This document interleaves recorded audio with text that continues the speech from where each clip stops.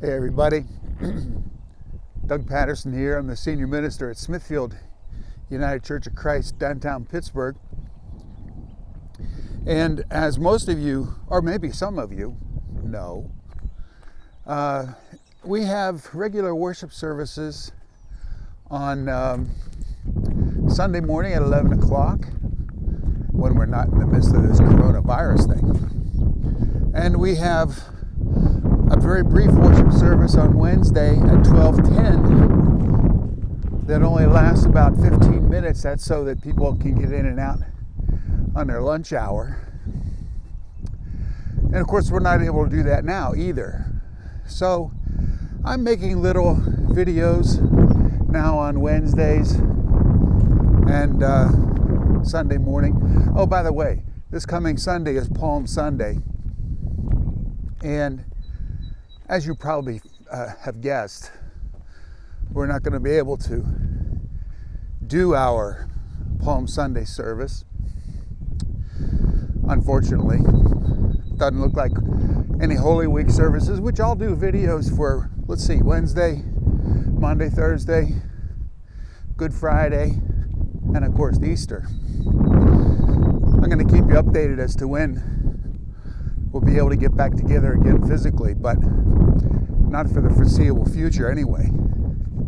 So anyhow, what I want to talk to you today about on this Wednesday is the importance of keeping moving. That's why I'm outside trying to tape this as I'm moving along. In the New Testament and in the Gospels, there's a story about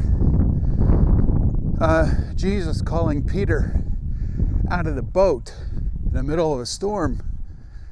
And Peter did indeed get out of the boat and started to walk on the water towards Jesus.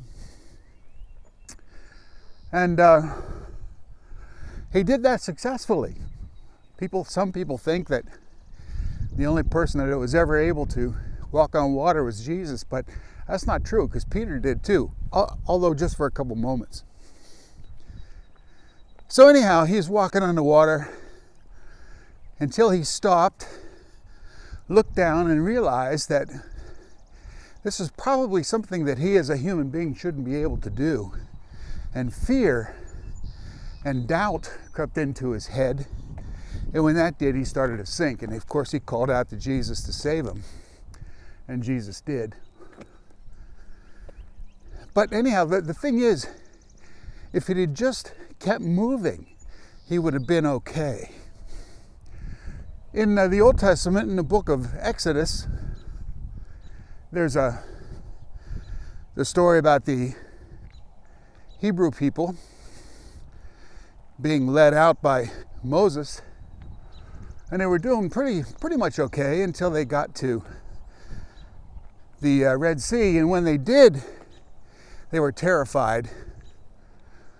And God said to them, just keep moving. Just keep moving.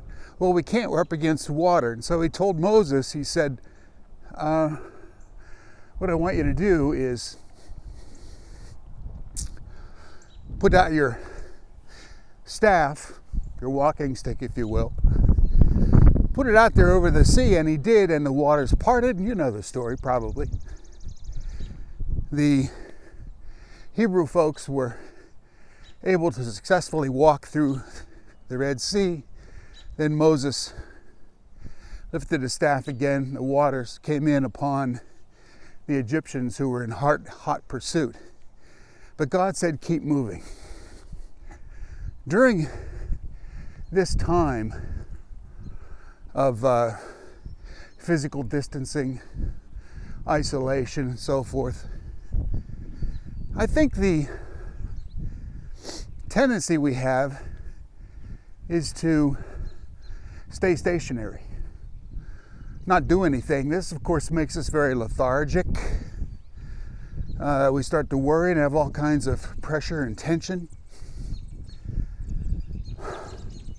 So you got to keep moving.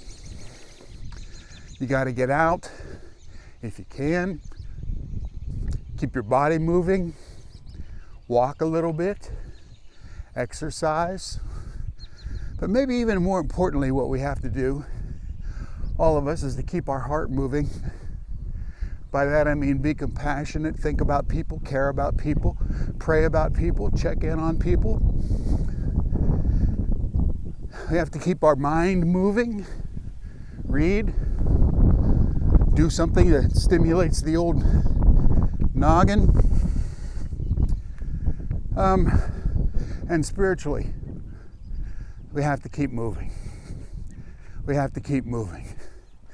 Because in these times when it feels sometimes hopeless, we must keep, as the old adage says, we keep hope alive. So I hope that during this time that you will indeed keep moving, and that you will keep all of us at Smithfield in your prayers. If you're not from Smithfield, keep your own church and your own faith community in your prayers. You certainly need it. And let's just keep it together, okay? All right? Well, it's an unusual kind of video today. I understand that. But only remember these two words. Keep moving, and you'll be better off.